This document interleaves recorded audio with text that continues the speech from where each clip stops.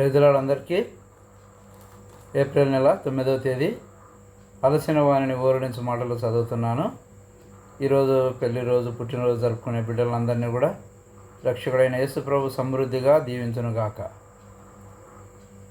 ఈయన తన ద్వారా దేవుని యొద్దకు వచ్చు వారి పక్షమున విజ్ఞాపనము చేయుటకు నిరంతరము జీవించుచున్నాడు గనుక వారిని సంపూర్ణముగా రక్షించుటకు శక్తిమంతుడై ఉన్నాడు. హెబ్రీ పత్రిక 7వ అధ్యాయం 25వ వచనం. నిరంతరము జీవించు మన ప్రధాన యాజకుడుగా యేసుక్రీస్తు ప్రభువు మనము క్షమించబడి సమకూర్చబడినట్లు ఎడతెగక విజ్ఞాపనలను ప్రార్థనలను చేయుచున్నాడు. ఆయన మనలను సంపూర్ణంగా రక్షించుటకు శక్తిమంతుడు. అపోస్తలుడైన యోహాను తప్పిపోయిన వారిని గూర్చి, సువార్త కొరకు తమ ప్రాణములను కోల్పోయిన వారిని గూర్చి ఆశ్చర్యపడుచుండెను.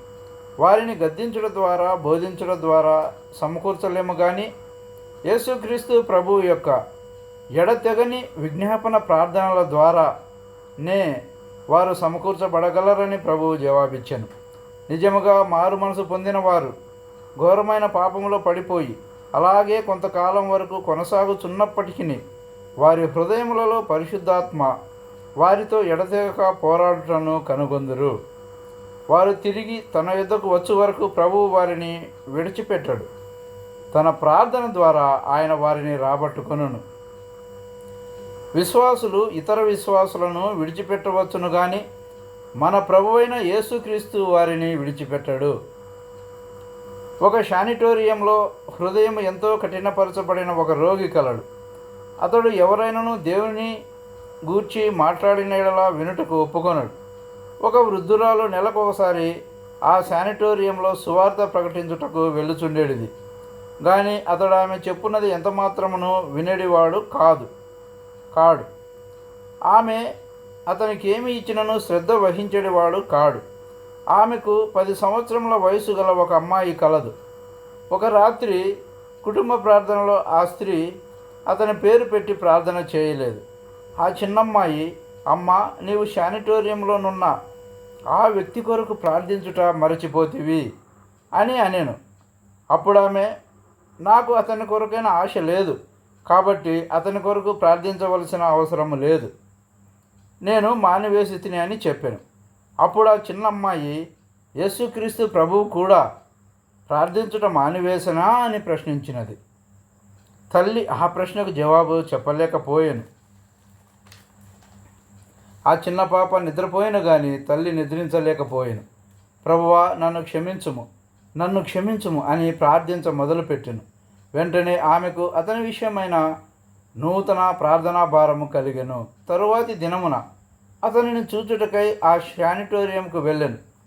ప్రక్కింటామె, నేను కూడా నీతో వచ్చేదనని తన చిన్న కుమార్తెను తనతో తీసుకొని పోయాను. ఆ చిన్న పాప దారిలో కొన్ని పువ్వులు చూచి వాటిని కోసికొనెను. వారు ఆ శానిటోరియంకు వచ్చినప్పుడు ఆ చిన్న పాప ఈ పువ్వులు తీసుకొని ముందుకు వెళ్ళి ఆ రోగికి ఇచ్చాను. అతడు ఏడ్చుటకు మొదలుపెట్టెను.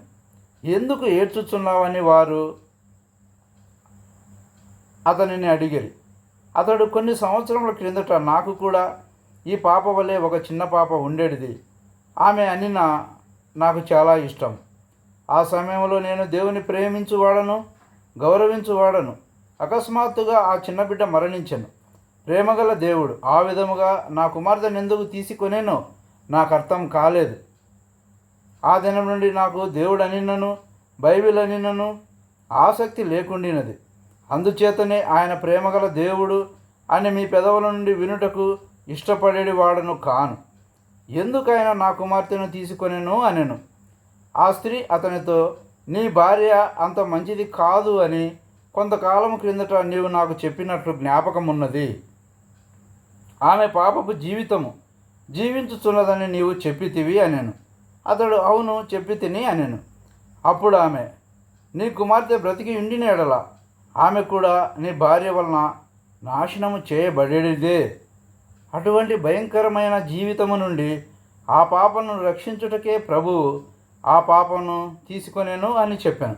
నేను ఆ విధముగా తలంచలేదు అని అతడు అనెను. ఆ దినమున అతడు పశ్చాత్తాపపడి దేవుని వైపునకు తిరిగెను. అతనికి తెలియకుండగానే ప్రభువు అతని పక్షముగా విజ్ఞాపనలో పోరాడుచుండెను. విశ్వాసులు అనేకులు అతని వలె వెనుకబడి పోవుదురు.